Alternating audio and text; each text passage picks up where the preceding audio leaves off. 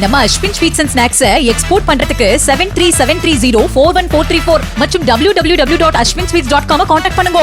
விழுப்புரம் மாவட்டம் விக்கிரவாண்டியில் லாரியை ஓரமாக நிறுத்திவிட்டு இயற்கை உபாதை கழிக்க சென்ற போது ஓட்டுநர் முகத்தில் மிளகாய் பொடி வீசிவிட்டு லாரியில் இருந்த சுமார் 10.5 லட்சம் ரூபாயை திருடிய மூவர் கைது செய்யப்பட்டனர். சிசிடிவி காட்சிகள் மற்றும் உளவுத்துறை உதவியுடன் 3 பேரை பிடித்த போலீசார் அவர்களிடமிருந்து 9,60,000 ரூபாயை பறிமுதல் செய்தனர்.